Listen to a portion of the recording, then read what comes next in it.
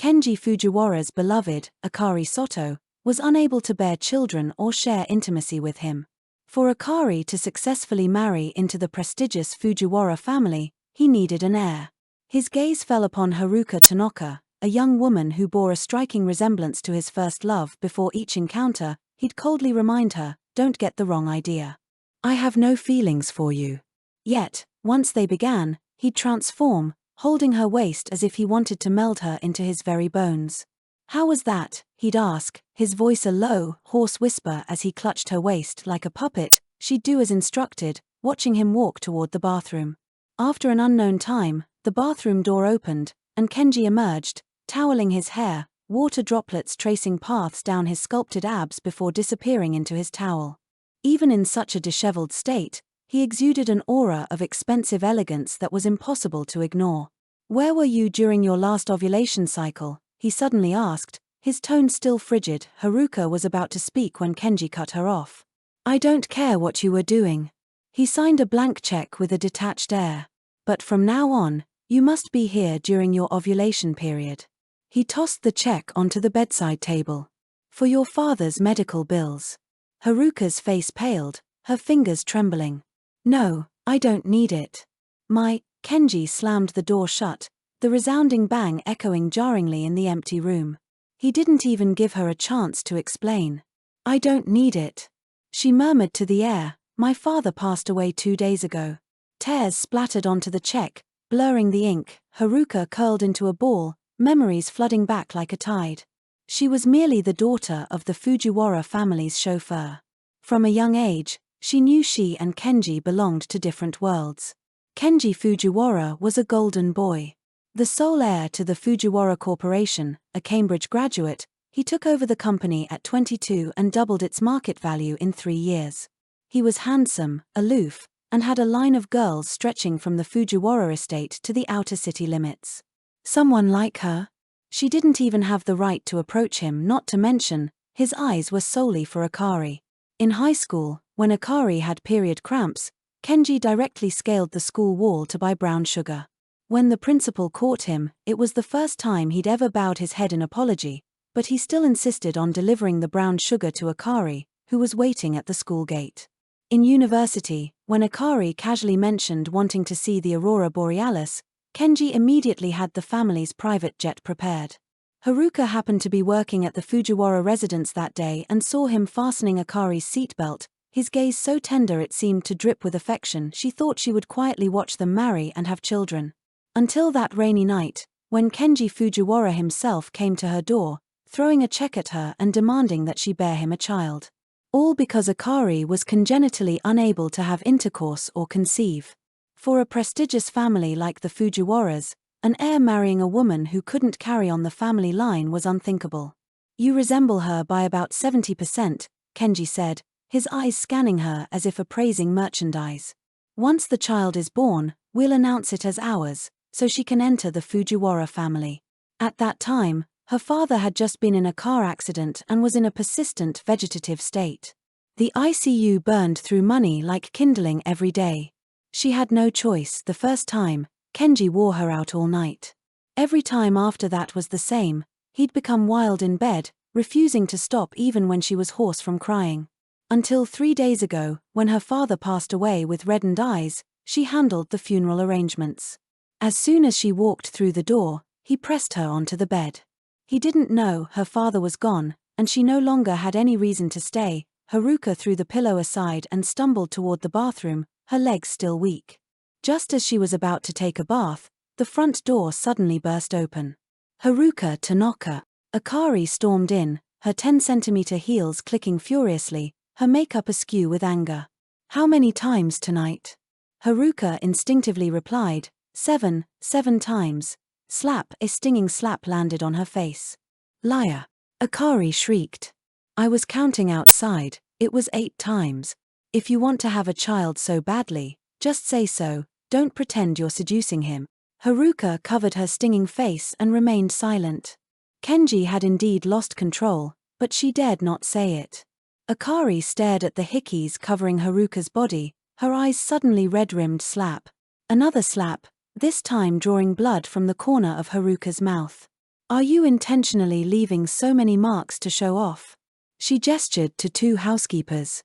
Drag her to the bathroom and scrub her clean. Use a steel wool pad and get rid of all these disgusting marks. Haruka was dragged into the bathroom and pressed onto the cold marble floor. The housekeepers began scrubbing her with steel wool, delicate skin instantly seeping blood. Ah, keep scrubbing. Akari squatted by the tub, watching the spectacle. Especially her neck and chest. Scrub her until the skin comes off. When the steel wool scraped her collarbone, Haruka's vision swam. Akari wasn't satisfied. Take her to the disinfectant pool in the backyard and soak her. This filth needs a good sanitizing, she said, dragging Haruka by her hair toward the door. Throw her in. Haruka was tossed into the acrid disinfectant water, her wounds burning as if pricked by 1,000 needles. She struggled desperately, but was held down even more forcefully. Leave her to soak all night and let her out tomorrow. Akari waved her hand. I'm going to bed. Haruka clung to the edge of the pool, her consciousness beginning to fade. In a haze, someone lifted her.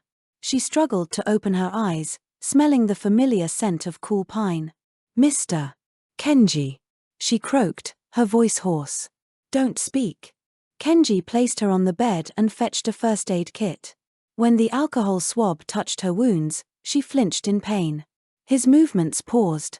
Akari just has a quick temper, but she's not a bad person. This past year has been hard on her, that's why she's like this. His words were like a dull knife, carving into her heart with every stroke. Seeing how concerned he was for Akari, she suddenly remembered he had made it clear from the beginning that she shouldn't have any improper thoughts. Kenji wiped away her tears. I'll arrange for the best doctors to care for your father, as an apology. She closed her eyes, tears falling once more. It was no use. Her father was gone. This arrangement, too, should come to an end. Haruka Tanaka spent an entire day curled up in her room. The curtains were drawn, leaving the space as dim as 4 in the morning. She stared at the cracks on the ceiling, counting to the 37th one before the sedatives finally took hold, and she drifted into sleep. The next midday, a harsh ray of sunlight pierced through a gap in the curtains. She sat up, her waist aching, the bandages on her body feeling like white snakes, making her skin itch. She tried to move her arm, wincing with a sharp intake of breath from the pain. Damn it, she cursed under her breath, but gritted her teeth and pushed herself up. She lightly dusted powder on her neck, concealing the telltale marks. On the taxi ride to the office, she saw her pale reflection in the rearview mirror. Boss, I'd like to request a transfer to the overseas branch, she stated, standing before the floor-to-ceiling window, her voice as calm as if she were discussing the weather. Her boss looked up from his documents. The design department director position is still open. Would you like to try for it? He's gone. Haruka paused. My father passed away last week from a sudden heart attack. The boss's pen drew a long line on the paper. My condolences. I've held that position for you for 3 months. Thank you. I'll go arrange my visa today, she said, reaching for the documents. While waiting in line at the visa center, she scrolled through Akari Sato's latest social media post. The photo showed Akari in a silk nightgown, Kenji Fujiwara holding a bowl of medicine. The caption read, "My sick girl is being pampered." Haruka stared at the bowl in the picture for a long time. The scalding soup that had been spilled on her shoulder still throbbed faintly.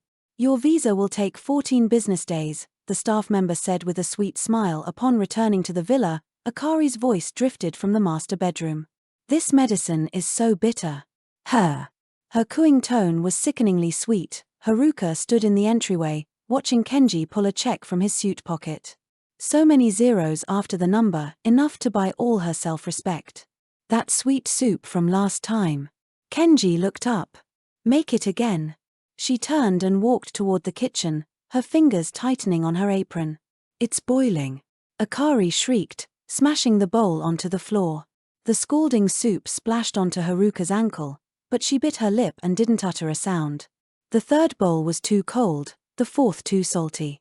The fifth, the 13th bowl finally satisfied Akari. Watching Akari drink the medicine and fall into a medicated sleep, Haruka quietly prepared to leave. Wait, Kenji called out to her. He took out an ointment from a drawer, his movements alarmingly practiced. It was just like that day 14 years ago when she fell into a muddy pit under a plane tree. The boy walked toward her, backlit, the cuff of his school uniform brushing her dirty wrist. "Don't let it scar," he'd said, handing her the ointment that still held the warmth of his body, that tube of ointment, which she had treasured for 10 years, she had thought she would never need to use. The next morning, Haruka Tanaka had barely opened her eyes when she received a message. Kenji Fujiwara planned to take Akari Sato to an auction, and Akari had specifically requested that Haruka accompany them. Haruka knew she couldn't refuse. She could only silently get up and change in the car. Kenji held Akari in his arms the entire time. He patiently adjusted her seat, offered her water, and even personally fastened her seatbelt. Every action was filled with boundless tenderness, a stark contrast to how he treated Haruka. "Kenji, I feel like some strawberries," Akari said, her voice dripping with sweetness. Kenji immediately told the driver to stop, then personally went to a roadside fruit stand to buy the most expensive box of strawberries, feeding them to Akari one by one. Haruka sat in the passenger seat, catching Akari's triumphant gaze in the rearview mirror. In that moment, she finally understood. Akari had made her come to witness firsthand just how deeply Kenji loved her, a love that Haruka could never touch. In the past, such a scene would have torn her heart apart. Yet now, her heart remained undisturbed. The auction hall gleamed with opulent splendor. Kenji Fujiwara spent lavishly. Any piece of jewelry or famous painting that Akari so much as glanced at, he would bid on without hesitation. Akari nestled beside him, occasionally casting provocative glances at Haruka. Haruka remained quiet, trying to make herself as inconspicuous as possible. Then, when the last item was presented, the entire hall erupted in an uproar. Haruka Tanaka's private photos flashed across the large screen. The images were breathtakingly clear. She was disheveled, her eyes hazy. "Oh my God, isn't that the daughter of the Fujiwara family's driver? She looks so innocent, but I guess she's actually. This is truly professional, she must be very experienced." The harsh whispers surged like a tide, completely engulfing Haruka. Her world instantly collapsed. She didn't know how these photos had leaked, nor why they appeared here. "No," she trembled, shaking her head, her voice almost shattered. "Please don't show them. Don't show them anymore." Her fingernails dug deep into her palms, blood seeping out, but she felt nothing. All she wanted was for the ground to split open and swallow her whole, or for everything to simply end. "Stop it." Kenji suddenly stood up, his voice as cold as ice. "I'll buy all of these photos." Before he finished speaking, he grabbed Haruka's wrist, striding rapidly toward the exit. "Kenji! Kenji!" Akari called out behind him, but he didn't look back, his grip on Haruka's wrist so strong it felt like her bones would shatter. Kenji remained silent, dragging Haruka through the corridor and straight to the auction house rooftop. The night wind was biting, making Haruka shiver. "Are you that desperate for money?" He abruptly pushed her against the railing, his voice chillingly hard. "You'd even sell your own private photos to an auction house?" Haruka's pupils constricted. She couldn't believe he would misunderstand her this way. "It wasn't me." She shook her head frantically, her voice tearful. "How could I do such a thing? If not you, then who?" Kenji seized her chin, his eyes burning with an unprecedented fury. "If you're so short on cash, why didn't you come directly to me?" His voice was low and dangerous. "Do you think there's anyone in all of Tokyo who's richer than me?" Haruka's jaw ached from his grip, tears welling in her eyes. She didn't understand why she, the victim, was now enduring his accusations. "If you still can't grasp this simple fact," Kenji sneered, his fingers suddenly tightening on her collar, "then today, I'll make sure you remember it for good." Rip! The sound of fabric tearing was jarringly loud on the empty rooftop. Haruka Tanaka's body stiffened, and her face went deathly pale as she looked down at the crowds milling below. "No," she resisted with all her might, her voice laced with sobs. "Kenji Fujiwara, please, not here, scared now, are we?" he sneered coldly, his fingers digging into her waist. "When those photos were being auctioned, why didn't you think about this moment?" "It really wasn't me." She tried to explain, but Kenji was already closing in relentlessly. Haruka's body went rigid, tears streaming down her cheeks one after another. Today was the 7th day since her father's passing. She should have been at the cemetery, offering her respects, but here she was, reduced to this state. Tell me, whose side are you on? Kenji forcefully pinned her against the wall. Haruka bit her lip, stubbornly remaining silent. Won't tell, he scoffed, his actions growing rougher. Then let everyone see your true colors. No, she looked down in horror, realizing that auction guests were now leaving the main entrance in 2s and 3s. Kenji gripped her chin, forcing her to turn her head. Last chance. Answer me. Tears streamed down Haruka's face, but she still didn't speak. Fine. Kenji suddenly intensified his grip, pushing her whole body against the railing, her chest hitting it hard.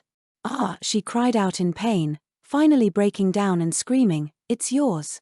I'm yours, not enough. His hands didn't stop. From now on, if you need money, come to me. Only to me. Haruka trembled all over, her vision gradually blurring. In a daze, she thought she saw her father standing in the distance, watching her with a look of disappointment. Humiliation and pain surged like a tide, making it impossible for her to breathe. She couldn't take it anymore and cried out, "Why do you have to do this to me?" Before she could finish, her consciousness rapidly faded, and she passed out. When she woke again, the pungent smell of disinfectant told her she was in a hospital. Before she could fully register her surroundings, Akari Sato burst in and delivered a resounding slap across her face. Not enough to tempt Kenji at home? You have to flirt with men outside too? Haruka's cheek burned, and before she could react, Akari grabbed her hair and dragged her off the bed. Since you enjoy seducing men, Akari viciously kicked her abdomen. Then I'll make sure you remember this lesson. Haruka curled up on the floor, the pain still searing, when 2 bodyguards lifted her up and dragged her out of the hospital room. Doctors and nurses in the hallway lowered their heads, no one daring to intervene. She was taken to the 2nd basement level. When she saw the words mortuary, Haruka's blood seemed to freeze instantly. No, she began to struggle desperately. Let go of me. Akari. Please let me go. Akari sneered, gesturing for the bodyguards to push her into the room. Bang! The moment the iron door slammed shut, Haruka's breathing almost stopped. Darkness enveloped her. The oppressive feeling of the confined space pressed in. The sight of the cold corpse storage units was horrifying. She frantically pounded on the iron door, pleading tearfully, "Let me out. I have claustrophobia. Please, let me out." Outside, Akari's voice was filled with schadenfreude. "Let's play a game. Now, call Kenji and tell him I've locked you in the mortuary. If he comes to save you, I'll let you go. But if he doesn't come," she added with a soft laugh, "then you'll just have to spend the night here obediently." Haruka had no choice but to tremble as she pulled out her phone and dialed Kenji Fujiwara's number. Once, twice, 3 times. No answer. Just as she was about to despair, the call finally connected. "Kenji," she almost screamed into the phone. "Ms. Akari has locked me in the hospital mortuary." Silence on the other end for a few seconds. "Haruka Tanaka." Kenji's voice was terrifyingly cold. "Since you've upset Akari, you should reflect on your actions." "No," her voice trembled. "Please, I have claustrophobia. I'll break down like this. Stop pretending," he said indifferently. "Akari's just playing a joke on you." The call was cut short. Haruka Tanaka collapsed to the ground, her phone slipping from her hand. From outside, Akari's laughter pierced her heart like a sharp blade. "It seems he still chose me, after all. Now you should understand your place in Kenji's heart, shouldn't you?" Akari's voice drifted from outside, filled with the arrogance of a victor. "Since you understand, stop trying to get his attention. Remember, he belongs to me." The footsteps gradually faded, and the mortuary fell silent once more. Haruka huddled in the corner, trembling uncontrollably. She finally understood. Completely. This night, she screamed until her voice was hoarse and cried until her tears ran dry. It wasn't until dawn that medical staff discovered her and let her out. Back home, the first thing Haruka did was gather all the gifts Kenji had given her over the years. Jewelry, handbags, limited edition dresses, she tossed them into the trash one by one. "What tantrum are you throwing now?" Her wrist was suddenly grabbed. Kenji, who had appeared behind her unnoticed, frowned and asked, "Don't you want your father's medical expenses anymore?" Haruka's heart clenched. He still didn't know her father had passed away. She silently pulled her hand back, saying nothing. Kenji's face was cold as he directly pulled her outside. Come out with me. Haruka thought she was about to be punished again, but the car stopped in front of a department store. You don't need to buy me anything, she murmured. Who said I was buying it for you? Kenji frowned.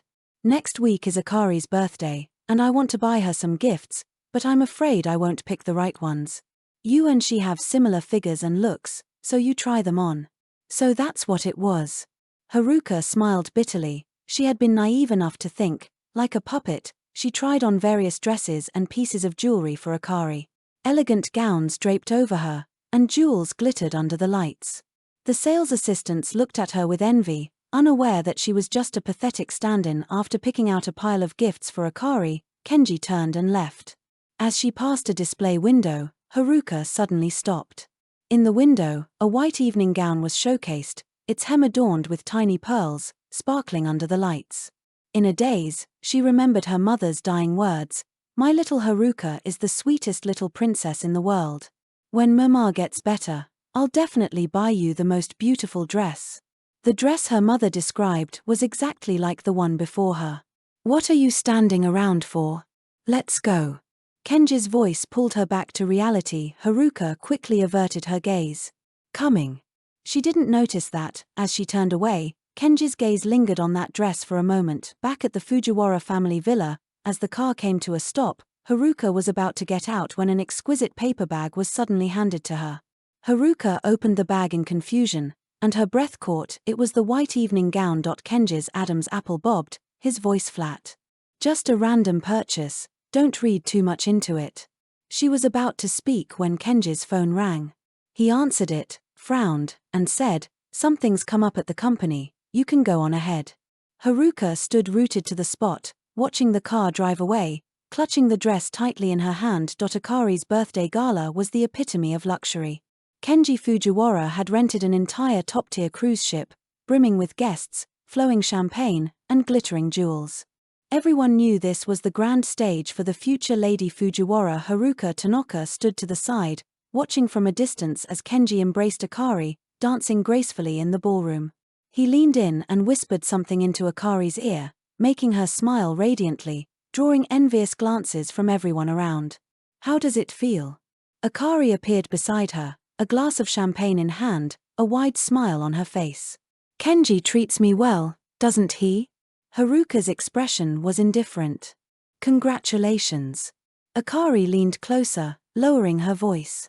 Don't pretend to be generous. I know you're practically insane with jealousy. But no matter how jealous you are, you're still just a chauffeur's daughter. If I hadn't been unable to conceive, do you think you'd have had a chance to get close to Kenji? She paused, her voice dropping further. Haruka Tanaka, this is my final warning. Once you give birth to the child, get as far away from here as possible. Haruka, long numb to these words, turned to leave. Just then, boom, a fierce gust of wind suddenly swept across the sea, and the cruise ship lurched violently. Ah! Akari shrieked, her foot slipping. She stumbled backward, tumbling over the railing. Instinctively, she grabbed the nearest person, Haruka, and both plunged into the dark, cold ocean. The icy seawater instantly rushed into Haruka's mouth and nose. She struggled desperately to surface.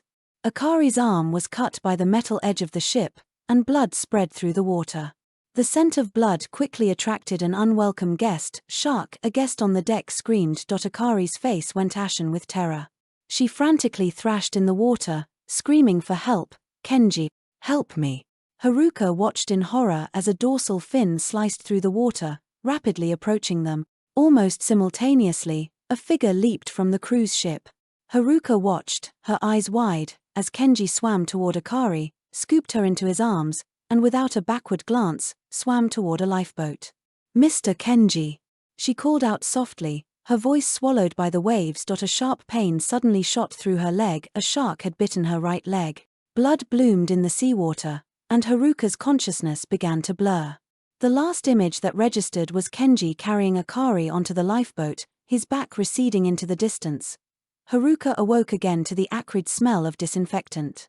She struggled to open her eyes, finding herself in a hospital bed, her right leg heavily bandaged. "Oh, you're finally awake," the nurse exclaimed, her eyes bright as she changed Haruka's dressing. "You're finally conscious. You've been in a coma for 3 days." Haruka tried to move, and excruciating pain shot through her calf.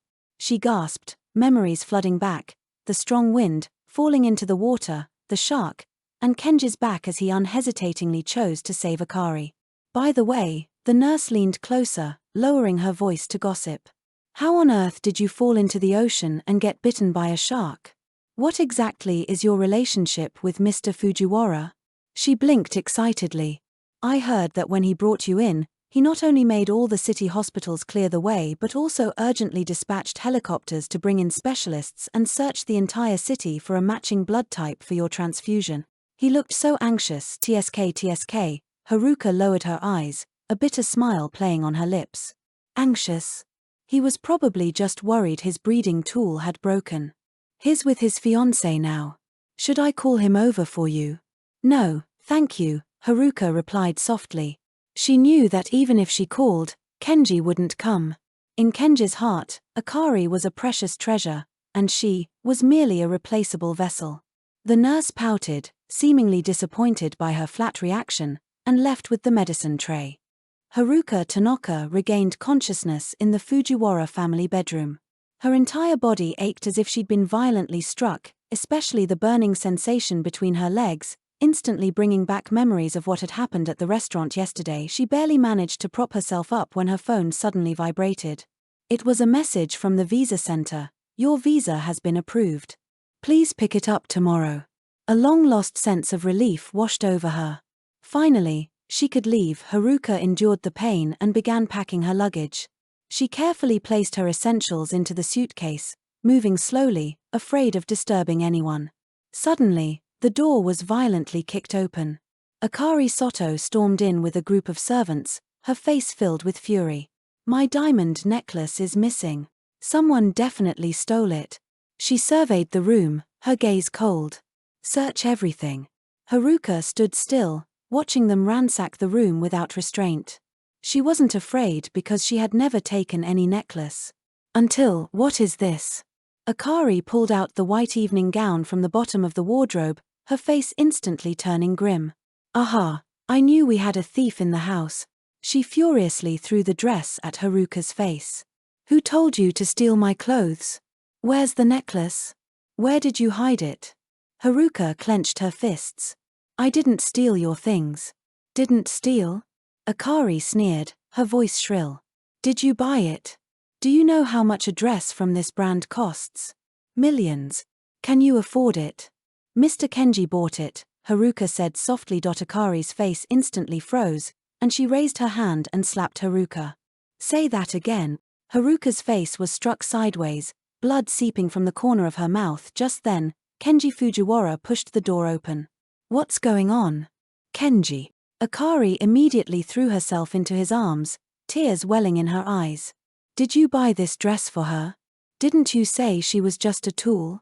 Why would you give her a dress from the same brand as mine?" She looked up, tears brimming in her eyes. "Just tell me one thing. Did you give this to her? If you did, we're breaking up right now." The atmosphere in the room seemed to freeze. Haruka involuntarily held her breath, looking at Kenji. His gaze lingered on her face for a moment, then he spoke softly, "No." Haruka felt as if she had fallen into an ice cellar. Kenji's single word, "no," was like a sharp blade, piercing deep into her heart. She watched Akari sigh in relief, saw the triumphant smile play on her lips, and watched her part her red lips. "Someone drag this thief out and make her kneel outside the villa in the rain all night." The bodyguards quickly stepped forward, roughly seizing Haruka. She struggled, looking toward Kenji, but he merely turned his face away coldly. Rain poured down. Haruka knelt on the cold stone slab, rain streaming down her hair, soaking her thin clothes. Her knees were already scraped raw, blood mixing with the rainwater, staining the ground beneath her a dazzling red. As her consciousness blurred, she vaguely saw her father standing in the rain, reaching out to her. "Haruka, come home with Papa, Papa," she murmured, finally falling unconscious. When she next awoke, Her eyes were met with blinding white. "You're awake." The doctor walked over, holding a report. "I have good news for you. You're pregnant." Haruka felt as if she'd been struck by lightning, her fingers unconsciously moving to her flat abdomen. The hospital room door suddenly pushed open, and Kenji Fujiwara and Akari Sato walked in one after another. "Really?" Kenji's voice was filled with poorly concealed surprise as he quickly walked to the bedside. "Are you sure?" The doctor nodded. 6 weeks. Whoa. Akari suddenly began to sob. Kenji immediately turned to her. "Akari? You and her have a child." Akari was in tears. "Do you not belong to me anymore?" Kenji immediately pulled her into his embrace, his voice incredibly gentle. "Silly girl, having a child with her is just so we can adopt it." He gently wiped away her tears. "With this child, we can finally get married." "Really?" Akari sobbed, asking. "Of course." Kenji kissed the top of her head. "When have I ever lied to you?" He comforted Akari for a long time, finally deciding to take her on a trip to clear her mind. Before leaving, he instructed the servants, "Take good care of her. Nothing must happen to this child." Haruka lay on the bed, listening to their footsteps gradually fade away. She gently caressed her lower abdomen, her gaze growing resolute. This child absolutely could not be kept. Taking advantage of the servants' inattention, she quietly slipped out and headed straight for another hospital. "Are you sure you want to terminate the pregnancy?" the doctor asked gravely. "The child is very healthy." Haruka nodded. "Yes, I'm sure." The cold clatter of instruments sounded in her ears, and she gritted her teeth. As intense pain emanated from her abdomen, she vaguely heard Kenji's voice. "Give birth to the child, and you can leave." Now, the child was gone. She could leave too. When she came down from the operating table, Haruka's face was ashen. The nurse helped her to the resting room, offering her a glass of warm water. "Rest for half an hour before you go." As she walked out of the hospital, the sun was shining brightly. Haruka, dragging her weakened body, went directly to the visa center. After obtaining her visa, she returned to the Fujiwara residence, collected her already packed luggage, and left behind only a single note. "Mr. Kenji, I'm leaving. The child is gone too. For this arrangement, please find someone else." As the taxi drove toward the airport, Haruka gazed calmly out the window at the rapidly passing scenery. "Goodbye, child who should not have been. Goodbye, 10 years of foolish, idiotic dreams. Goodbye, Kenji Fujiwara." On a private island, Kenji Fujiwara reclined comfortably in a beach chair, his gaze fixed on Akari Sato in the distance, who was happily taking photos in her bikini. His eyes were filled with tenderness. When they first arrived on the island, Akari had been very down, suffering from insomnia almost every night. She said that whenever she closed her eyes, she would dream of him and Haruka Tanaka standing there with a child, telling her to get lost. Each time she dreamt this, Akari would wake up crying and throw herself into Kenji's arms for comfort. Kenji was heartbroken by her distress. Sweet words flowed endlessly from his lips, and he made countless vows to her. He promised that as soon as Haruka gave birth, they would marry immediately. He also guaranteed that Haruka would completely disappear from their lives, and that everyone who knew would keep silent, never letting the child know its birth mother was someone else. He held Akari tightly, whispering "I love you and you're the only one I love" over and over into her ear. Then, he carefully kissed away the tears from her eyes, tears that seemed to hold a glimmer of happiness or emotion. This finally cheered Akari up, and a smile reappeared on her face. Thinking of Haruka, Kenji's fingers lightly tapped his phone screen, eventually dialing her number. He wasn't concerned about Haruka herself, but rather the condition of the child in her womb.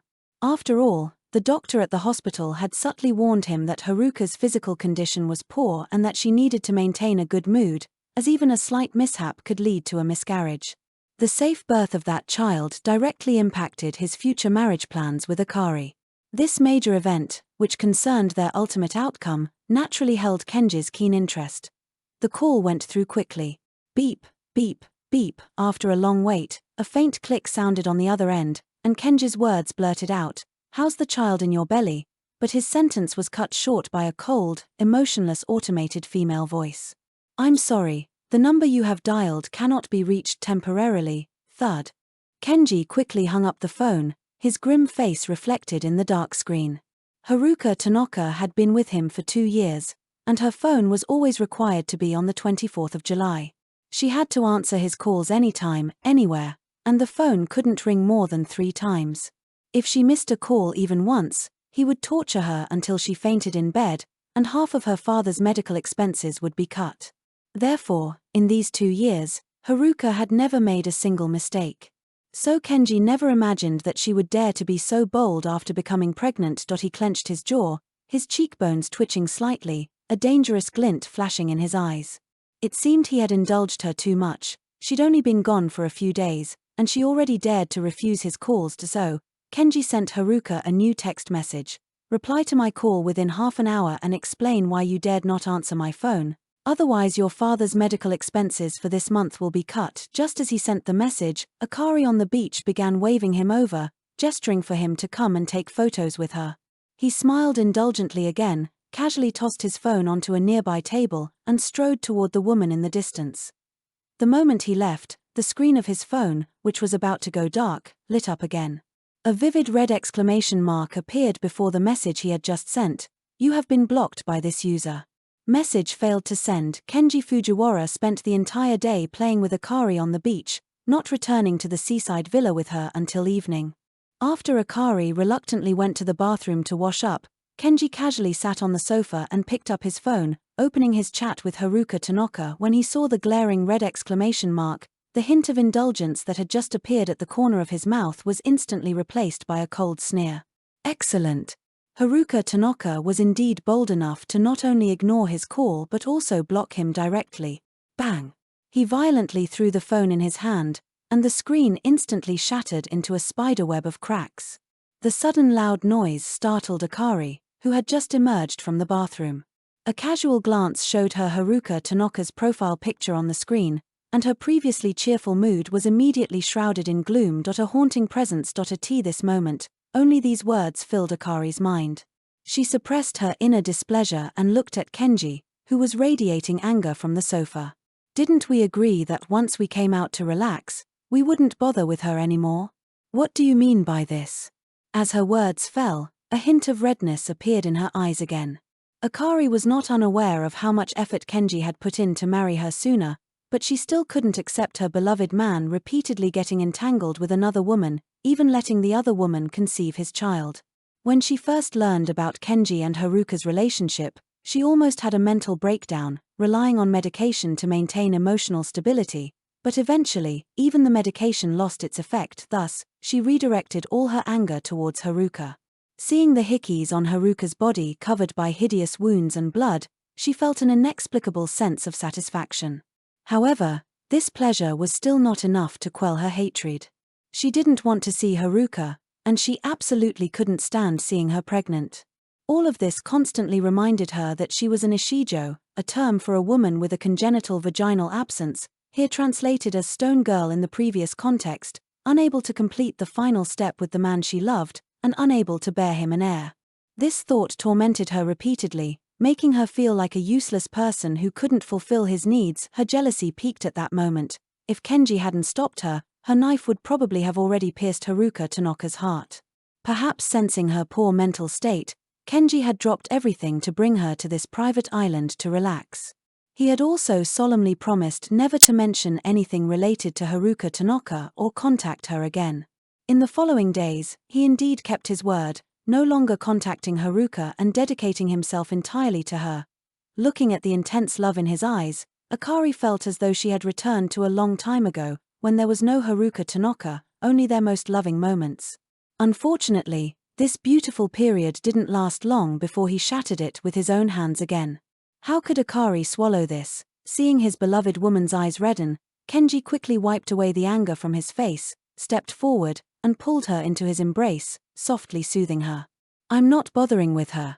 I'm just concerned about the child in her belly.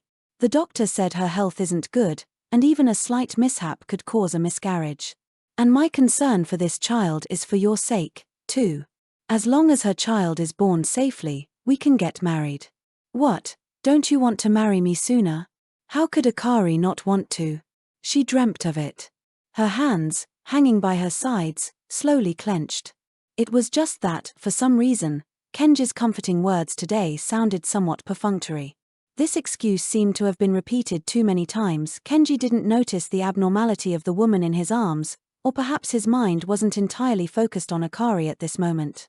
He casually coaxed her for a few moments, tucked her into bed, and then, citing urgent company matters, hastily picked up his phone and left the room. Akari, lying on the bed, slowly opened her eyes after he left. Her once bright eyes were now filled with dullness and disappointment. For a moment, she desperately wanted to grab Kenji's hand and ask him if he still loved her. But the words reached her lips, and she suddenly dared not speak them. She was afraid of his silence, or that the answer he gave would not be the one she hoped for. That night, Akari tossed and turned sleeplessly, and Kenji was equally unable to close his eyes. He hadn't been able to reach Haruka all day, and a subtle unease began to gnaw at him. At first, he tried to comfort himself with the reason that he was simply worried about the child in Haruka's womb.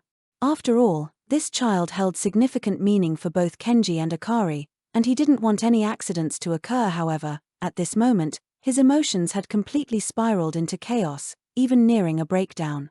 Unable to locate Haruka, Kenji hastily called the person tasked with her care, demanding to know what was happening. The person on the other end stammered for a long time before reluctantly admitting that Haruka had gone missing. Kenji felt his vision dim, suppressing the anger and complex emotions raging within him. "When did this happen?" A moment of silence on the other end, then a cautious reply, "The day you left with Ms. Akari." The servant explained that shortly after Kenji left with Akari, Haruka complained of abdominal pain and asked them to take her to the hospital. While at the hospital for her prenatal checkup, Haruka suddenly expressed a craving for osmanthus cake from the north side of the city and sent them to buy it. By the time they returned, Haruka had vanished from the hospital, and surveillance cameras showed no record of her whereabouts. Hearing this, Kenji's face grew even darker, his eyes swirling with an impending storm. "She's gone, and you didn't immediately call to tell me." The voice on the other end grew fainter. "You instructed us before you left not to call you no matter what happened." Kenji couldn't listen anymore. He hung up the phone, took a few deep breaths, and dialed another number. "Come to the island and pick me up right now." Upon learning that Kenji was leaving, Akari's heart constricted. Although the excuse he fabricated seemed flawless, citing company matters, Akari saw through it immediately. In Akari's memory, Kenji never bothered to lie. But now, for Haruka, he was repeatedly concealing the truth from her. A destructive fury, like a dormant volcano erupting, instantly breached the dam of Akari's reason. "You're definitely going to find Haruka Tanaka. Aren't you going to abandon me again?" Akari grabbed Kenji's hand, screaming desperately. "Didn't you say you don't love her? Didn't you say you didn't care about her and wouldn't bother with her? What do you mean now? What are you looking for her for? Don't tell me you actually fell in love with her." Akari gasped for breath, her chest heaving violently, her eyes bloodshot with extreme anger and pain. The very demeanor that used to move Kenji the most and make him compromise now ignited the anger in his heart like dynamite. For the first time, he lost his patience with Akari. He violently flung her hand away, his eyes, once full of affection, now held only disappointment, even tinged with irritation. "Enough. What are you doing? I've already told you I don't love her. I'm only concerned about the child in her belly. That's why I'm going to find her. That's the only guarantee for us to get married smoothly. Why are you being so aggressive?" "I'm being aggressive? You actually said I'm being aggressive." Akari lunged at him like a maddened lunatic, scratching and clawing, her screams growing shriller with each outburst. "Kenji Fujiwara, I've sacrificed so much for you, endured so much humiliation, and in the end, you dare to dislike me." Kenji finally lost his patience and shoved her away. In that instant, Akari lost her footing and fell heavily onto the sand. Her carefully styled black hair became covered in sand, leaving her looking utterly disheveled. After falling, she froze for a long moment before raising her head, staring at the man before her in disbelief. "You pushed me." Kenji Fujiwara remained motionless, his gaze coldly fixed on the woman fallen on the ground, as if she were a complete stranger. Perhaps due to her frail health since childhood, Akari's personality had always been somewhat extreme. Once, Kenji's eyes were filled with love, and he indulged her every whim, even feeling sympathy for her. However, his affection for her had slowly been eroded by her constant unreasonable tantrums, coupled with his growing physical obsession with Haruka Tanaka over the years. At this moment, he couldn't help but compare her to Haruka Tanaka.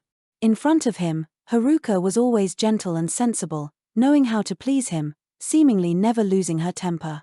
And Akari? Perhaps it was her nature, or perhaps because he had spoiled her, but she would fly into a rage at the slightest displeasure. At best, she would hurl insults; at worst, she would resort to physical violence. Thinking of these things, Kenji felt a pang of disgust towards her for the first time, but after all, this was the woman he had loved deeply for many years. He closed his eyes, his voice strained with suppressed anger. "You stay on the island and cool down for a few days.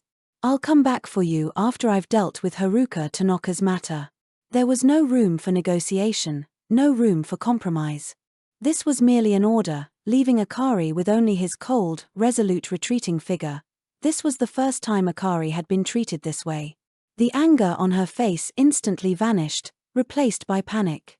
She scrambled up from the ground, desperately trying to chase after him. "No, don't leave her, don't abandon her here alone." But the next second, her legs gave out, and she fell heavily to the ground again. Sharp pebbles on the beach dug deep into her tender skin, while sharper ones cut through her skin, drawing beads of blood. However, the physical pain was far less than the emotional torment. She could no longer bring herself to stand, watching helplessly as Kenji walked further and further away, until he disappeared from sight. In Kyoto, a completely black helicopter steadily landed on the top floor of the Fujiwara Corporation building. The strong winds whipped up by the propellers roared. Kenji strode out of the cabin and took the private elevator directly to his top-floor office. There, a group of people anxiously awaited him. When Kenji settled into the boss's chair behind his desk, his assistant quickly placed the pre-prepared files on Haruka Tanaka in front of him. In the vast office, only the rustling of papers as Kenji read and the faint sounds of breathing could be heard.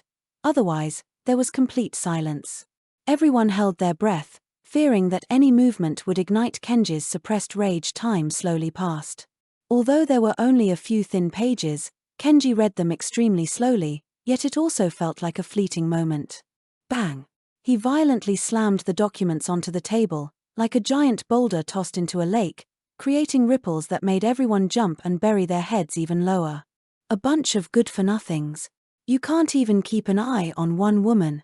To avoid further angering Kenji, those initially responsible for guarding Haruka Tanaka had frantically searched the entire city. No trace of Haruka was found on subways, ride-sharing services, high-speed trains, or airplanes. She had vanished completely, like a drop of water in the ocean. "Get out. Keep searching for me. Whether in Kyoto or elsewhere, domestically or internationally, find her. If you can't find her, bring me your heads. Get out." He didn't believe a pregnant woman could run that far. The group hastily scrambled out of the room, fearing that even a slight delay would reignite Kenji's fury. This time, the rage in Kenji's heart could no longer be contained. He had initially thought Haruka Tanaka had simply decided to run away on a whim, but the documents showed that she had been planning this for half a month. And half a month ago, her father had passed away after resuscitation efforts failed. She felt she had no leverage left with him, so she chose to flee. Kenji clenched his hands into fists, pressing down hard on the desk to steady his trembling body. He didn't understand, truly didn't understand, why Haruka Tanaka would flee. Hadn't she secretly admired and loved him since childhood? Hadn't he treated her well all these years? He paid for her father's medical expenses, provided her with a comfortable life, and even let her carry his child. He had given her almost everything except love. Why did she leave? Was she resentful that he didn't know about her father's death? Or was she blaming him for not being with her during the most difficult period of her pregnancy? But he had made it clear to her the very first time they were together, their arrangement was purely a transaction, devoid of emotion. He would pay for her father's treatment, and she would bear him a child. However, as time passed, Kenji grew more and more physically infatuated with Haruka Tanaka, and increasingly interested in her as a person. He even thought about having several more children with her in the future. But clearly, Haruka Tanaka didn't appreciate it. This arrangement was incomplete, and Haruka Tanaka had unilaterally broken the contract and run off with his child. Thinking this, Kenji Fujiwara slowly inhaled. He silently swore that once his subordinates brought Haruka Tanaka back, he would make her understand the meaning of the words regret. Having made up his mind, he was about to sit back in his boss's chair when a blinding glare suddenly caught his eye, making him instinctively raise a hand to shield them. However, the next second, his movement froze, and then he quickly bent down to pick up the gleaming white paper. This time, Kenji finally saw the words written on the paper: informed consent for induced abortion surgery.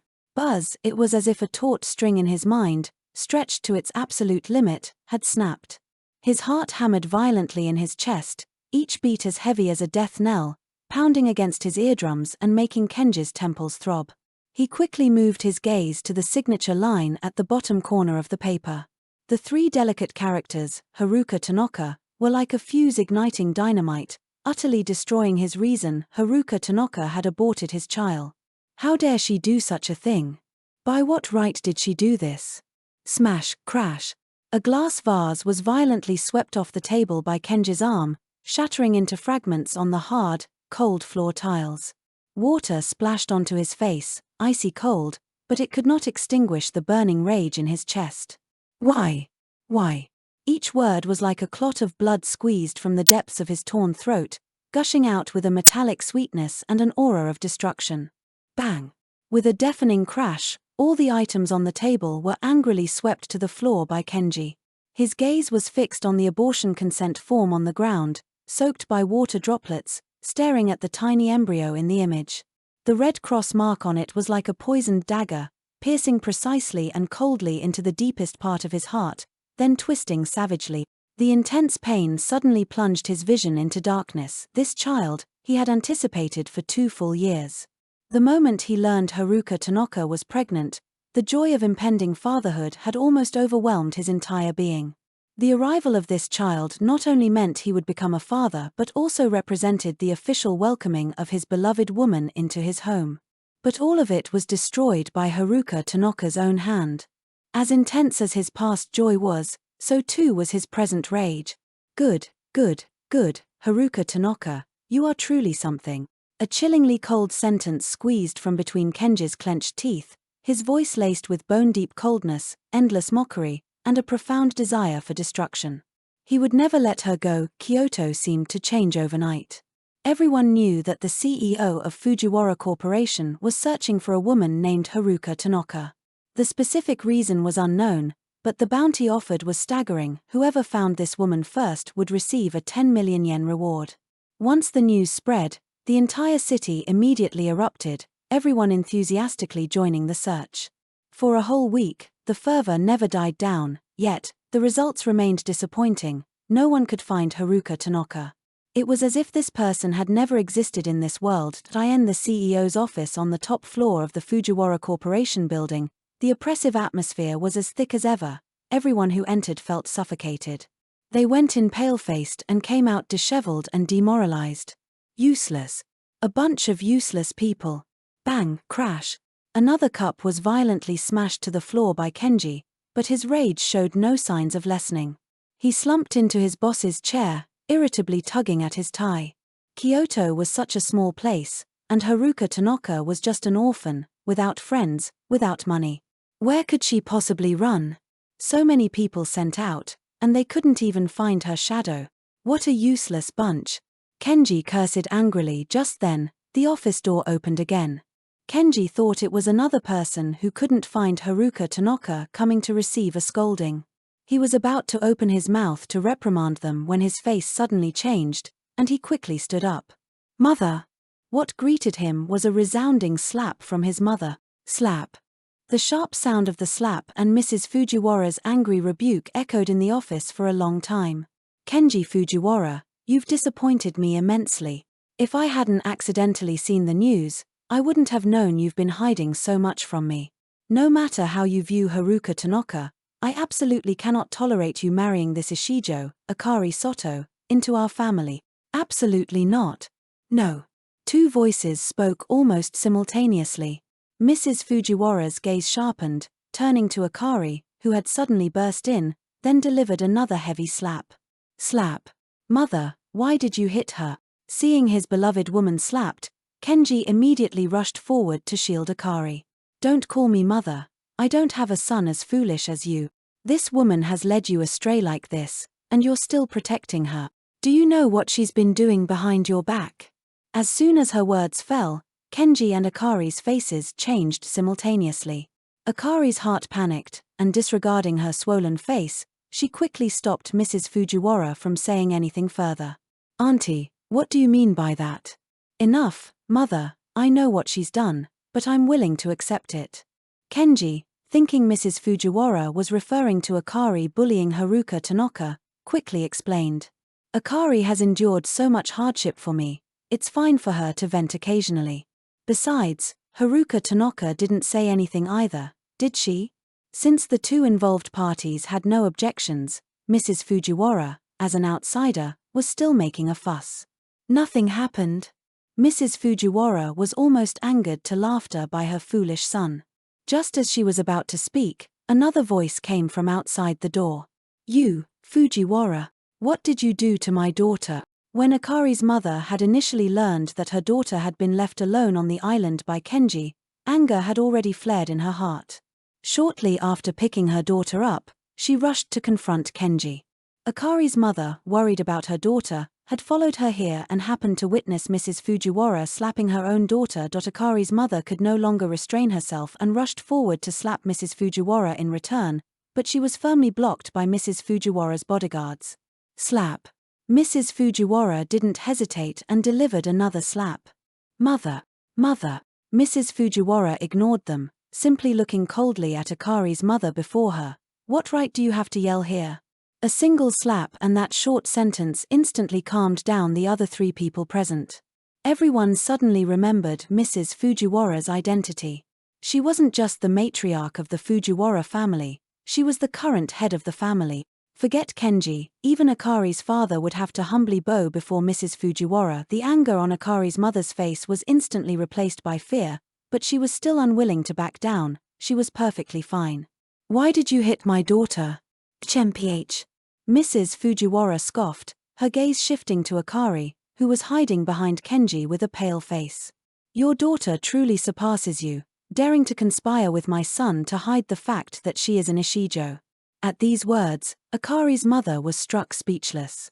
Akari was congenitally unable to have intercourse or conceive, and since childhood, Akari's mother had cried herself blind over her daughter's condition. Akari's mother had even prepared herself for her daughter to never marry. Who knew that fate would be so kind to them, allowing her daughter to catch the eye of the Fujiwara heir? She had initially thought Kenji was just playing around, but she never expected him to actually fall in love with her daughter. He not only concealed her daughter's condition from Mrs. Fujiwara but even secretly found a woman who resembled her daughter by 70 or 80% to bear her a child. Akari's mother had indeed worried about what would happen if Mrs. Fujiwara found out. But both Kenji and Akari had sworn that it wouldn't happen. Yet now it had finally been discovered, but Akari's mother, for her daughter's sake, continued to confront Mrs. Fujiwara. Even if my daughter is an Ishijo, what law says she can't marry? Mrs. Fujiwara took a thick stack of documents handed to her by a bodyguard, her tone sharp. Regardless of what others think, the heir to the Fujiwara family can absolutely not be illegitimate. After all, Mrs. Fujiwara and Kenji had almost died due to Mr. Fujiwara's illegitimate child. And, your daughter is a murderer. Splash! Mrs. Fujiwara violently scattered the documents in her hand, papers falling like snowflakes, covering everyone's faces. Gradually, everyone's expressions became clear. Kenji and Akari's mother were filled with surprise and confusion, while Akari's face turned ghastly pale, as if a deeply buried secret had been completely exposed. Your wonderful daughter is truly remarkable. Since she got together with my son, she's had at least 7 or 8 lives on her hands. I want to ask, does your daughter not have nightmares at night after killing so many people? Before her words finished, Akari's mother let out an angry roar and lunged at Mrs. Fujiwara, trying to scratch her well-maintained, cold face. What nonsense are you talking about? How could my daughter be a murderer? Although Akari's mother knew her daughter's personality was a bit extreme due to her condition, she firmly believed her daughter would never kill anyone. Akari's mother completely disregarded Mrs. Fujiwara's status, using every curse word she knew to rage at the person slandering her daughter. Akari, meanwhile, had panicked. She had handled the murders very cleanly. It should have been impossible for anyone to discover her crimes. She didn't know how Mrs. Fujiwara had obtained this information, but now the only thing she could do was reassure Kenji. As long as Kenji still believed in her, still loved her, that would be enough. Thinking this, Akari rushed forward and grabbed Kenji's clothes, trying to suppress her inner panic. Kenji, you have to believe me, I haven't killed anyone. My personality is a bit extreme, but I only hurt Haruka Tanaka because of jealousy. I definitely didn't kill anyone else. If I really killed someone, I should be in prison right now, not standing here. By the end, Akari was almost crying, as if she were truly the wronged party. However, Kenji was staring motionless at a photo of one of the victims in the documents. He was very familiar with the girl in the photo. She was the girl who used to bring him water on the basketball court in college. Back then, she would appear on time every weekend, bringing him water. His friends had even teased him, asking if he truly felt nothing for such a beautiful girl pursuing him. At the time, Kenji had already secretly fallen for Akari, though their relationship hadn't been made clear yet. But he still clearly considered himself as having a girlfriend, and after a basketball game, he actively sought out that girl and rejected her. After that, he never saw her again, assuming she had given up. Now he knew that girl had died, and her body had been disposed of by the woman beside him. The girl's terrified expression in the photo contrasted with Akari's crazed and vicious smile. And this was just the beginning. Any girl who had appeared near Kenji had been brutally murdered by Akari within a month, using various cruel methods. An icy sensation instantly rushed from his limbs back to his heart. A bone-chilling coldness rose from his feet, climbing up his spine, freezing Kenji's fingertips, and shattering a certain belief he had always held. Kenji! Kenji! A tearful and pleading voice suddenly pulled Kenji back to reality. He instinctively looked up and saw Akari staring at him with tear-filled eyes. Those eyes, once filled with triumph and even arrogance, were now filled with panic and fear. Kenji, believe me, I really haven't killed anyone. Having been with her for so long, Kenji knew her character best. She had indeed been cruel to Haruka Tanaka, but there was a reason for that. Haruka Tanaka had first tried to seduce him, and even carried his child. Akari had simply lost her temper and vented her emotions on Haruka Tanaka. Regardless, she had never shown any intention of killing Haruka Tanaka in front of him. Akari was absolutely certain that Kenji Fujiwara would never readily believe his mother's one-sided account, nor would he be swayed by evidence that appeared absurd at a glance. However, Kenji's next sentence struck her like a bolt from the blue. Where did you learn those methods you used against Haruka Tanaka? He had also witnessed Akari's cold-hearted methods against Haruka Tanaka firsthand, and they were certainly not the ruthless tactics a young lady of means could easily employ. At the time, he hadn't given it much thought, assuming Akari acted that way due to emotional distress or incitement from others. But reflecting now, every one of her actions seemed too skilled, not at all like a first attempt. Akari froze instantly. After a long pause, she managed to speak. I learned them from someone else. I only tried them once on her. This explanation was too far-fetched, even she couldn't convince herself. So she hurriedly added, it's true, believe me, I just happened to see someone else do it. Was this truly imitation, or was it a skill honed by having killed too many times in the past? Why did you hurt them? They did nothing wrong. Kenji asked slowly after a long silence. Because they deserved to die. As soon as the words left her lips, Akari realized what she had said. Everything was irreversible. Her tight grip on Kenji's hand suddenly loosened, her face deathly pale and filled with terror. So, you really killed them, didn't you? Although Mrs. Fujiwara was strict with Kenji, she never deceived him. Therefore, when Kenji saw the evidence provided by his mother, his previously firm belief had already begun to waver. But Akari was the woman he had loved deeply for many years. Despite her personality being somewhat extreme due to her Ishijo condition, this couldn't overshadow her good qualities. In Kenji's heart, she was still that wonderful girl.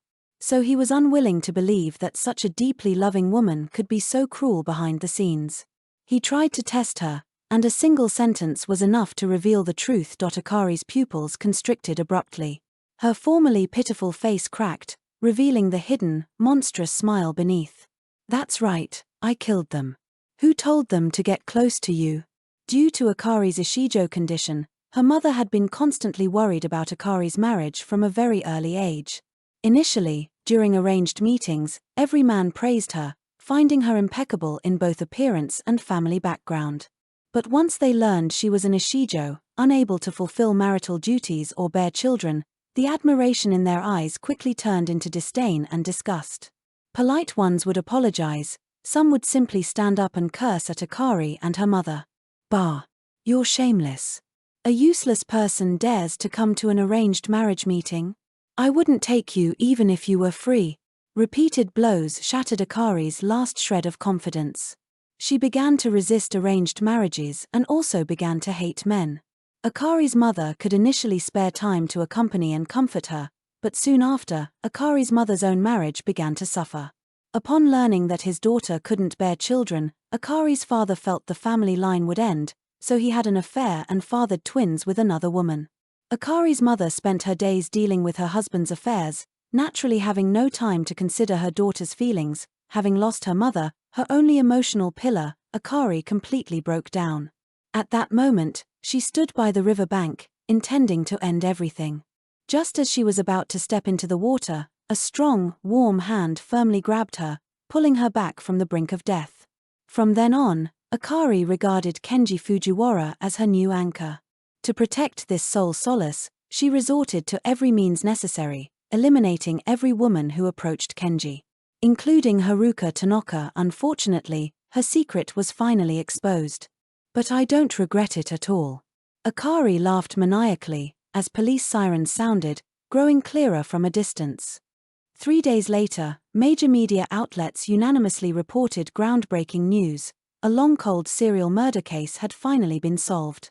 On screen, reporters surged toward the police maintaining order, vying to point their cameras at the culprit's face. The harsh flashlights illuminated Akari Sato's ghastly pale, bloodless countenance. In that instant, the porcelain spoon in Haruka Tanaka's hand gently clinked against the cup, a small sound that made her realize her hands were trembling.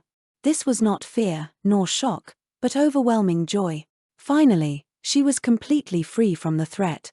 Haruka could no longer contain her emotions, burying her face in her hands and sobbing, as if releasing all the hurt, grievance, pain, and fear she had endured from Akari over the years. After escaping the hospital, Haruka Tanaka had vanished without a trace. To prevent Kenji Fujiwara from finding her, she abandoned all modes of transportation requiring identification. She traveled by bus, scooter taxi, and even illicit rideshares, enduring days of bumpy journeys until she reached this remote small village, where she obtained a new ID with an altered name. Haruka converted all the checks Kenji had given her into cash, then deposited the money into a bank account opened under her new name. Subsequently, she used a portion of the funds to buy a small courtyard house and began a reclusive life. She rarely left the house. The courtyard had a pond, a vegetable patch, and poultry, sufficient for her daily needs. Even when buying daily necessities, Haruka would ask trusted neighbors to help. The reason given was simple: poor health, inconvenient to go out. For a long time, apart from a few familiar neighbors, no one else knew of Haruka Tanaka's existence. She thought this would allow her to rest easy. However, not long ago, a kind neighbor suddenly warned her to be extra careful, as many strangers had appeared in the village, seemingly inquiring about her whereabouts. The neighbor even showed her secretly taken photos. At just one glance, Haruka felt a chill run through her body. She was too familiar with the man in the photo. Whenever she suffered Akari's punishments, this person was always the first to rush forward and grab her. He was undoubtedly Akari's most loyal accomplice. At this moment, Haruka suddenly recalled what Akari had told her long ago. Haruka Tanaka, don't think you're safe just because you're pregnant. The day you give birth is the day you die. She knew Akari would follow through, but she hadn't expected her to act so quickly. Soon after she escaped, Akari's subordinates had already tracked her down. To save her life, Haruka had kept her gate tightly locked these past few days, eventually even hiding in the basement. Due to constant fear, she was plagued by nightmares day and night. In her dreams, she was repeatedly captured by Akari, forced to watch herself endure various tortures, either having her limbs broken or her heart and liver gouged out. Even more terrifying, she dreamed of Akari cutting open her belly and forcibly digging out the child from her womb. And in every dream, Kenji Fujiwara always stood by, watching coldly. The prolonged nightmares caused Haruka to rapidly lose weight, her face becoming pale and bloodless. She didn't know how much longer such days would last. She had even thought of ending it all, but whenever she picked up a knife, she would remember her father on his sickbed, tightly clutching her hand, and his difficult words telling her to live. Thinking of her father, Haruka would put down the knife again and rally herself. Now, Akari had finally been apprehended. Barring any surprises, the death penalty would be her ultimate fate. The heavy stone weighing on Haruka Tanaka's heart was finally lifted, and she could breathe a temporary sigh of relief. After the days of fear ended, Haruka Tanaka's life returned to peace. However, this tranquility didn't last long, soon broken by an unexpected person. Haruka knew that no matter how deeply she hid, the day Kenji Fujiwara would find her would eventually come. But she didn't expect him to arrive so quickly. One ordinary evening, as Haruka was about to step out for a walk, she opened her door and saw Kenji. Haruka's feelings for Kenji were very complex. It would be a lie to say she didn't resent him, but now she no longer had the strength to entangle herself with him.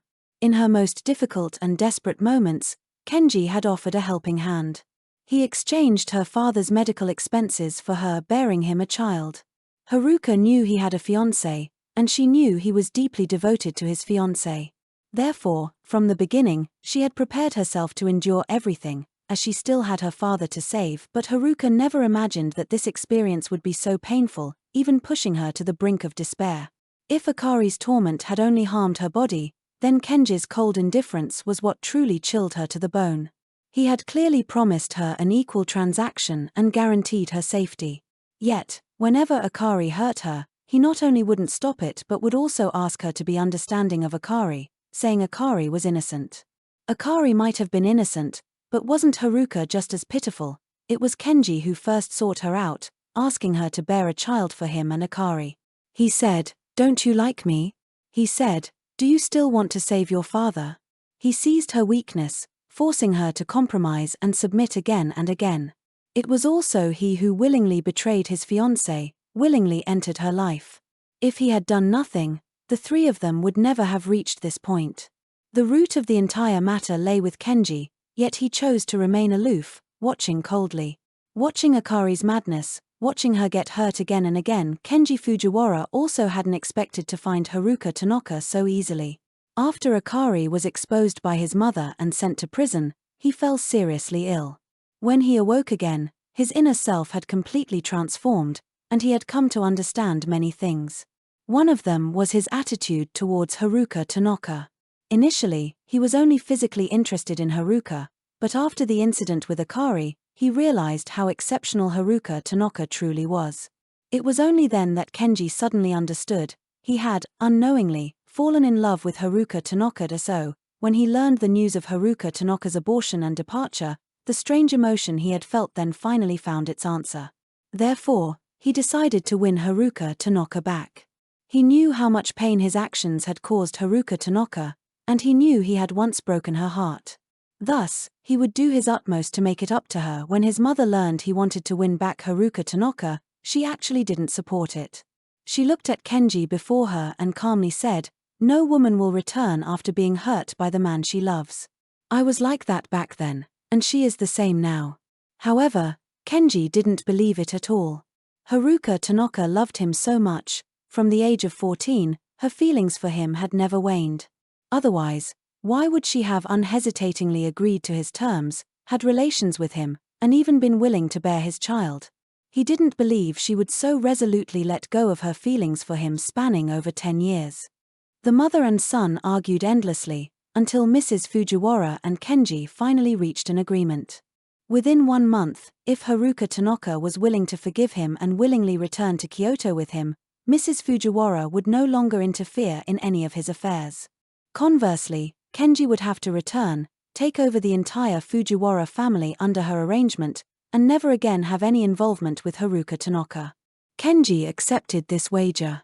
Thus, he was able to learn Haruka Tanaka's whereabouts and came here to find her. Kenji had once guessed where Haruka Tanaka might be hiding, but he never expected her to be in a small village not far from Kyoto, almost within his line of sight. Yet, it had taken him such a long time to find her. The two stared at each other in silence. Finally, Kenji spoke first. "Come back with me." As he spoke, his gaze involuntarily swept to Haruka Tanaka's lower abdomen. It no longer held the slight swelling it once did, nor their child. "It's okay," he thought. "There will be more opportunities later." Haruka Tanaka suddenly laughed, but her voice was cold and resolute. "Impossible." Kenji hadn't expected her to answer this way. He frowned, but then quickly relaxed. He realized he had been too hasty. After all, their misunderstandings hadn't been resolved, and her refusal was understandable. So he adopted a gentle tone. "I know you left because you've suffered a lot of grievances over the years, and I admit I've done too many wrong things. So now I want to compensate you, and she's already in prison. I promise no one will ever hurt you again. Please, come back with me, okay?" Kenji's words were still as pleasing and charming as before, yet they consistently avoided the core issue. Did he truly believe she left for those reasons? Haruka Tanaka looked at Kenji before her, a hint of disappointment surfacing in her eyes, followed by pangs of pain in her heart. This pain wasn't because of Kenji's words, but a pity for her former naive and foolish self. Why, after loving Kenji for so many years, knowing everything about him, did he still not understand her, never even attempting to understand? He claimed he realized only in hindsight that he had fallen in love with her, yet Haruka Tanaka had never felt that love in his words or actions. Kenji Fujiwara. Haruka Tanaka didn't want to continue this futile conversation, so she interrupted his monologue. "You also know I've suffered a lot of grievances, but you never truly helped me, not once. You always watched coldly. You say no one will hurt me again, but the greatest harm I've suffered all originated from you. You say you realized only in hindsight that you fell in love with me. That's only because Akari made a serious mistake, and her image in your heart completely collapsed. You came to find me not because you like me, but because among so many women, I was the one who loved you the most, and was the most suitable for you." She spoke many long-buried words in one breath, completely disrupting Kenji's carefully prepared statements. He stammered, stunned for a long time, unable to utter a single word. Haruka Tanaka's tone remained calm throughout, without any. However, this calm voice was like the sharpest blade, slowly carving into his heart, then tearing it to shreds, bit by bit. Pain spread throughout his body, severing all nerves, leaving him momentarily unable to respond, only able to stand rigidly in place. Haruka Tanaka paid no mind to his reaction and continued, "More importantly, my leaving wasn't because I suffered grievances. That was only a very small part of the reason. The biggest reason is that my father passed away. The greatest burden on me disappeared, and you lost the leverage you had to threaten me. That's why I chose to leave. As for that child, do you remember what you said when you first approached me? At the time, I asked you what conditions would allow for early termination of the contract. You said that as long as either party experienced an unexpected event, it could end early. Your unexpected event was Akari's pregnancy or death, and my unexpected event was my father's passing. So, when my father died, I wanted to terminate the contract with you early. But you never gave me the opportunity to speak, instead continuing to hurt me with her. I did like you very much before, but from the moment I was to bear that child for you, that liking completely disappeared. I only saw you as a lifeline to save my father, nothing more. Later, all the harm you inflicted on me only constantly reminded me that you were simply not worth my affection anymore. So, I will not like you again." Haruka Tanaka continued speaking, but Kenji could no longer hear the content.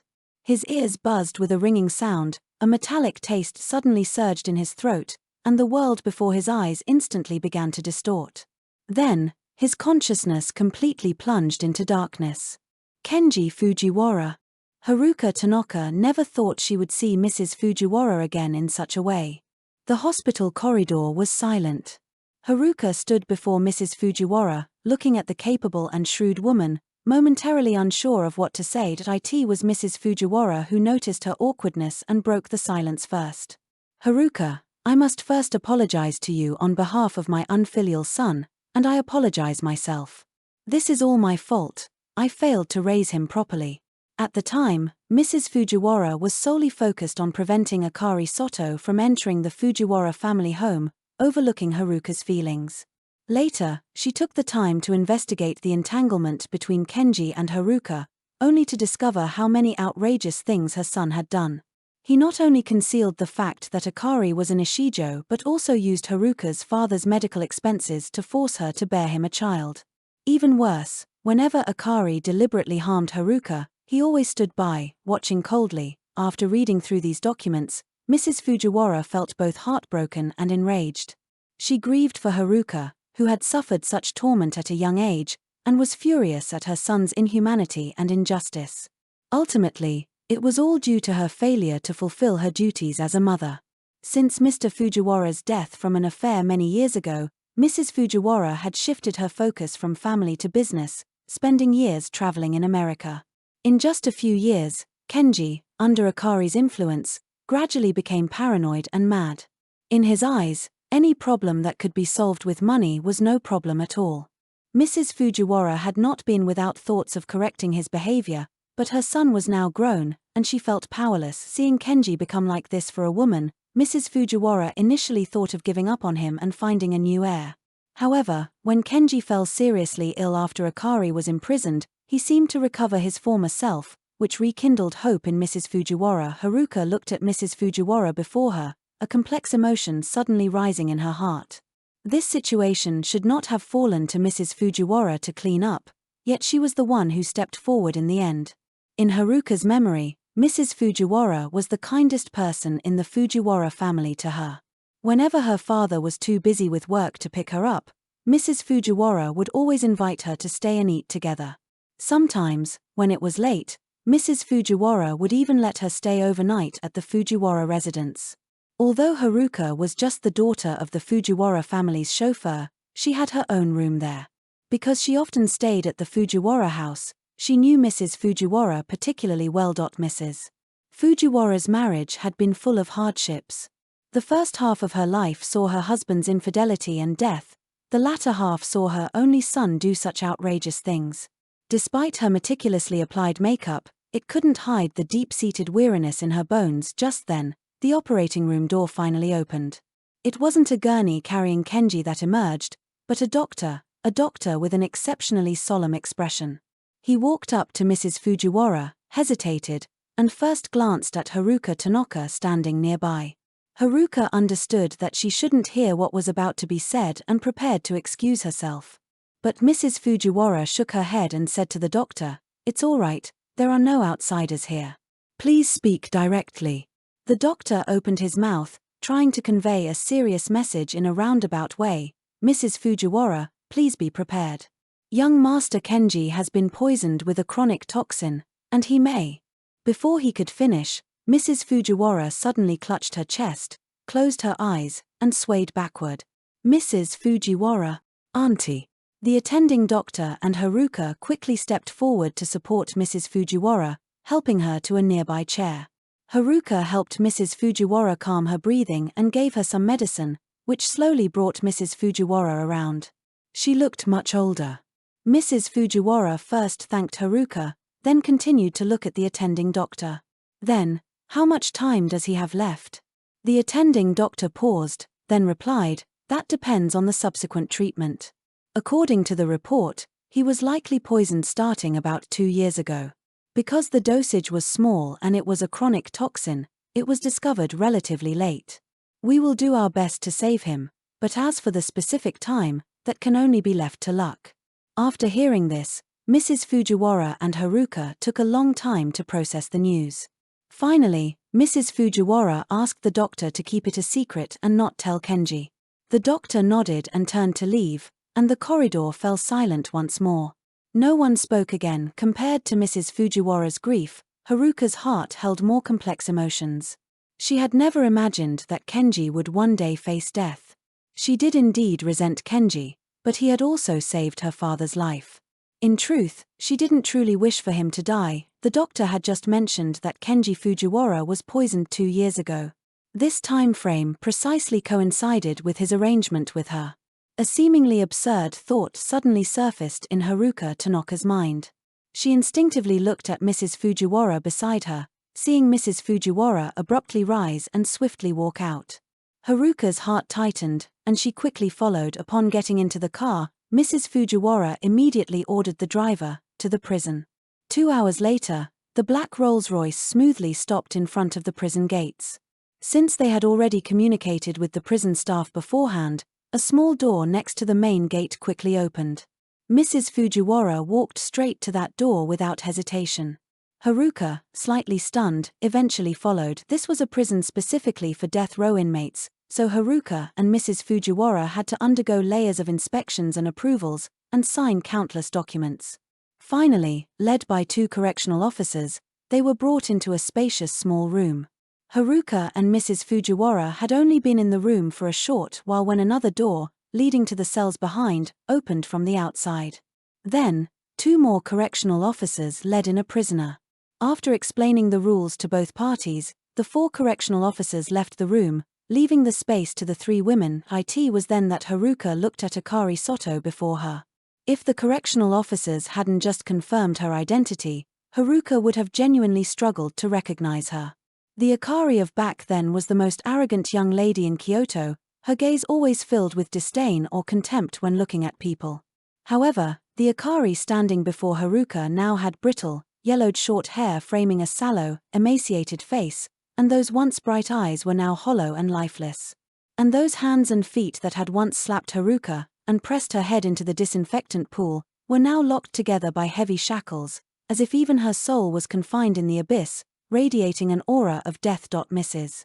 Fujiwara, who had remained calm, instantly had her rational shackles collapse the moment the correctional officers exited and closed the door. Like a long-imprisoned beast, she lunged at Akari. A heavy slap landed on Akari's face. Slap. Akari, like a soulless puppet, showed no reaction after being knocked to the ground by Mrs. Fujiwara's slap, letting Mrs. Fujiwara punch and kick her. It wasn't until Mrs. Fujiwara grabbed her collar, her eyes bloodshot, and roared, "How dare you? How dare you poison him? He loved you so much. How could you do such a thing?" This time, Akari finally reacted.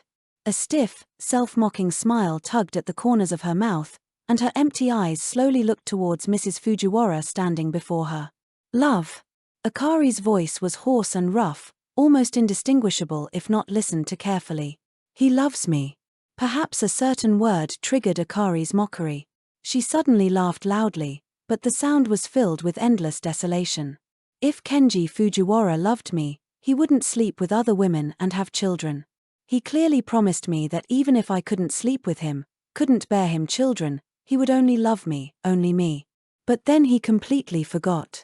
On our anniversary, he was sleeping with other women. It was the same on my birthday. Every single day, whether I was there or not, he was sleeping with others."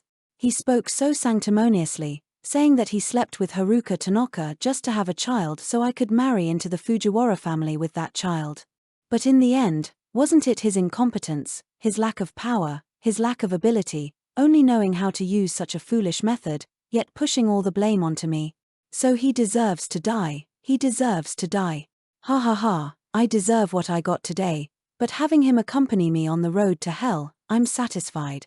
By the end, Akari was laughing maniacally again, her voice no longer mournful but filled with the exhilaration of revenge. Mrs. Fujiwara could no longer control herself, lunging forward and seizing Akari's neck. "I'll kill you, I'll kill you." Seeing Akari about to be choked unconscious by Mrs. Fujiwara, Haruka Tanaka quickly rushed forward and pulled Mrs. Fujiwara away. The correctional officers standing outside also swiftly entered the room, separating the 2 women. "Calm down, auntie, please calm down." If Mrs. Fujiwara were to ruin the rest of her life over a person like Akari, it simply wouldn't be worth it. Through Haruka's and the correctional officers' efforts, Mrs. Fujiwara and Akari were finally separated. The moment Mrs. Fujiwara let go, Akari collapsed to the ground, her face so pale she was almost unconscious. This scene prompted the correctional officers to quickly hit the alarm bell and call for a doctor, while hastily ushering Mrs. Fujiwara and Haruka out of the room. Haruka was the last to leave. Just as she turned to go, Akari suddenly spoke, calling out to her. Haruka Tanaka, all the past mistakes were mine, but I still want to remind you, stay away from him, don't be soft-hearted. Haruka's steps faltered slightly, then she walked out of the small room without looking back. On the bench outside the door, Mrs. Fujiwara was already in tears. At this moment, she finally shed her strong façade, lamenting her son's tragic fate like an ordinary mother. What a tragedy! Haruka didn't know how to comfort her, so she simply sat quietly beside Mrs. Fujiwara, gently patting her back in silent support. When Haruka and Mrs. Fujiwara got back into the car, they received a call from the hospital. Kenji Fujiwara was awake. After hanging up, Mrs. Fujiwara was silent for a while before turning to look at Haruka, her tone hesitant and cautiously pleading, "Do you want to go to the hospital to see him?" As she said this, Mrs. Fujiwara actually didn't hold much hope, as what her son had done to Haruka made it completely normal for Haruka to feel he deserved it. Looking at Mrs. Fujiwara's hopeful eyes, Haruka pondered for a moment. She thought it would be a good opportunity to make things clear, as they might genuinely never see each other again. Moreover, this was the first time Mrs. Fujiwara had asked something of her, and she didn't want to hurt Mrs. Fujiwara's feelings further. When Haruka and Mrs. Fujiwara arrived at Kenji's hospital room, they saw him half-sitting on the bed. Mrs. Fujiwara first exchanged a few simple pleasantries with Kenji, her words implying that he should rest well and not overthink things. Then, she exited the room, leaving the space to Haruka and Kenji. Throughout this process, Mrs. Fujiwara did not mention Kenji's poisoning. However, after she left, Kenji spoke, "I already know about my poisoning." Haruka froze, looking at him in surprise. "How did he know?" Kenji smiled bitterly and replied, "After we started that arrangement 2 years ago, she inexplicably began making me soup, and she'd always watch me finish it. At first, I didn't pay much attention, until 6 months later during a physical exam, the doctor noted something abnormal and recommended further tests. She was right there, her face immediately changed, and she even cursed at the doctor. The follow-up examination was then stopped. Later, she gradually stopped making me soup, and I didn't think much of it. Also, during the surgery, I vaguely heard some things, plus your and my mother's expressions, and I largely guessed the truth. So, perhaps this is my retribution." He chuckled self-deprecatingly at the end. "I had originally thought about winning you back, but now, it's clearly impossible." Haruka was momentarily speechless. It was as if, when facing death, everything else became insignificant. Moreover, both of them knew very well there was no possibility between them anymore. Kenji didn't seem to mind, but suddenly asked, "By the way, would you accompany me somewhere?" Upon reaching their destination, Haruka realized it was a cemetery. She didn't know what he intended to do, so she silently followed beside him, quietly observing his actions.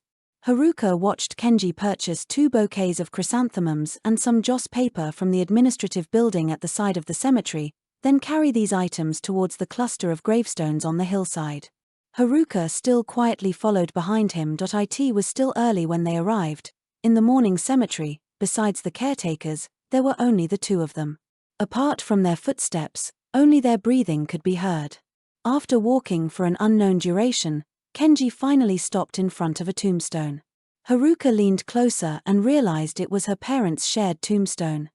Haruka Tanaka clearly remembered that her parents' tombstones were buried separately. How could this be? Perhaps sensing Haruka's confusion, Kenji Fujiwara half-squatted on the ground, gently placing 2 bouquets of chrysanthemums before her parents' tombstones, and then igniting joss paper in the designated spot. As he burned the remaining paper money, he explained to her, "When your father was first hospitalized, I actually went to visit him. At that time, Akari Sato was hospitalized, and as he went out to buy pastries, he happened to pass by Haruka's father's hospital room. Seeing the old man, hooked up to a ventilator, quietly awaiting death, Kenji inexplicably walked in and took a look. After all, Haruka's father was an old acquaintance of the Fujiwara family. Regardless of sentiment or reason, he should have paid a visit. Kenji brought nothing with him and had no words prepared. But Haruka's father seemed very happy to see him. Haruka's father's vocal cords were severely damaged, and speaking was very difficult. Kenji had to sit down and bend low to barely hear him. When Haruka's father indicated he had something to say, Kenji thought he would take the opportunity to make some outrageous demands. However, the two wishes Haruka's father expressed surprised Kenji. The first wish was for Kenji to look after his daughter, to find her a good husband, not seeking wealth, but only that the man genuinely treat her well. The second wish was to ask Kenji to tell Haruka that after his death, he hoped his daughter would bury him with her mother. Haruka's father took great effort to speak these two simple requests. Looking at Haruka's father's pleading gaze, Kenji finally agreed. He even felt a touch of guilt, thinking he had overthought things earlier. After receiving Kenji's promise, Haruka's father finally closed his eyes in peace. From then on, Haruka's father never opened his eyes again and passed away shortly after. And those two simple requests Haruka's father made, Kenji completely forgot after seeing Akari. It was only recently that he remembered one of them. Looking at the new tombstone before her, Haruka's eyes were already moist, and her heart ached violently. Her father, even on his deathbed, was thinking of her. And she, in turn, had done many things to sadden her parents. I'm telling you this today not to make you soften, but to apologize to your parents. I disappointed them. And in the future, he would never have the chance to apologize to them in person again. Having said that, Kenji knelt before Haruka's parents' tombstone and bowed his head 3 times. Afterwards, Haruka also knelt and bowed her head 3 times to her parents. Mom, Dad, your daughter was unfilial. It took me so long to learn of father's dying wish, and so long to visit you. Haruka and Kenji left the cemetery, their hearts heavier than when they arrived. On the way back to the city, the sky suddenly opened up with heavy rain, and the oppressive air made the atmosphere inside the car equally stifling. The two sat on opposite sides of the back seat, neither speaking. Just then, the driver looked at the congested road ahead and tentatively asked, "Young master, there's a traffic jam ahead. It looks like it'll be blocked for a long time, and you have a follow-up appointment soon. Shall we take a different route?" Kenji closed his eyes and nodded. The driver immediately turned the steering wheel, preparing to take another road. However, the next second, a blinding pair of headlights suddenly shone directly towards their car, accompanied by urgent honking. An out-of-control truck violently crashed into their vehicle. Instantly, the world seemed to go silent, then was torn apart by the deafening sound of colliding metal. Bang, rumble. Consciousness and body felt as if they were thrown by a powerful force. Haruka heard a terrified scream erupt from deep within her throat. Just as her body was flung out, a large hand suddenly reached out from beside her, pressing her forcefully beneath him to protect her. Bang, thump, thump. The car was overturned and then rolled over several times. The violent impact and pain were like a high-speed train crushing Haruka's frail body. She instantly felt her internal organs shift, and a blinding white light exploded before her eyes, followed by endless darkness. Haruka. The sirens of ambulances and police cars pierced the silence on the overpass. Haruka and Kenji were swiftly rushed into the operating room for emergency treatment. Because Kenji had used his body as a buffer to protect Haruka, she only sustained minor injuries, while Kenji was covered in blood. When medical personnel rescued Haruka from beneath the car, they covered her eyes with black cloth to protect them. She could only hear the beeping of the cardiac monitor, the shouts of the medical staff, and the pungent smell of disinfectant filling her nostrils. Soon, the cardiac monitor in the distance emitted a rapid alarm. Start defibrillation. Intravenous adrenaline. Quick, quick, faster. Gradually, those sounds faded away from Haruka again, and her world plunged back into darkness. 1 day later, Haruka finally awoke from her coma. Her first sight was the pale ceiling and Mrs. Fujiwara's bloodshot eyes. Seeing her regain consciousness, Mrs. Fujiwara quickly pressed the call button for the doctor. After an examination confirmed she was fine, Mrs. Fujiwara finally breathed a sigh of relief. "Thank goodness you're all right."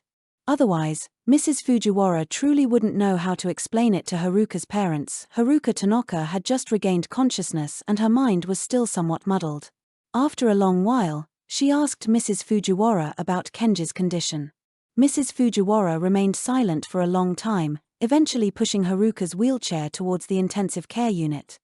Seeing the man inside wearing a ventilator, Mrs. Fujiwara's voice was unusually calm, as if she had already accepted fate's arrangements and was beginning to consider nurturing a new heir. However, Kenji was Mrs. Fujiwara's only son, on whom she had poured most of her life's effort. Thinking that her son would soon pass away, Mrs. Fujiwara's eyes filled with endless sorrow. The doctor said the impact was too severe, and the toxins in his kidneys spread very quickly. Perhaps he will remain in a permanent coma, or he might wake up but have little time left. She continued, if possible, I hope he suffers less and doesn't wake up again. Haruka's hands, gripping the wheelchair handles, loosened and then tightened again. After a long moment, she offered an apology to Mrs. Fujiwara. If not for saving her, Kenji's condition might not have deteriorated to this point. Mrs. Fujiwara, however, shook her head and said, this is not your fault. He chose to take you, and he insisted on turning the car around. Besides, this could also be seen as a form of retribution. He had let down two women who loved him deeply. Haruka sat silently in her wheelchair, gazing at Kenji inside, her eyes complex, her heart burdened with an unspeakable weight. This was her first time being so close to death, and her first time witnessing a person gradually fade away before her. The day Haruka returned to the small village, perhaps sensing her departure, Kenji awoke. He looked at Haruka before him, and after a long while, he struggled to utter a few words. I'm sorry. I'm sorry for having hurt her so much. I'm sorry for clinging to her after she decided to leave. I'm sorry for implicating her in this pain even at my death. Haruka shook her head, her tone indifferent. It's all in the past. But she wouldn't look back, nor would she forgive him. Kenji didn't respond, only a bitter smile appeared at the corner of his mouth. The two remained, one sitting, one lying, in a long silence. After a long time, Kenji spoke again. You should go. My people will send you back. I don't want you to see how terrible I look when I die.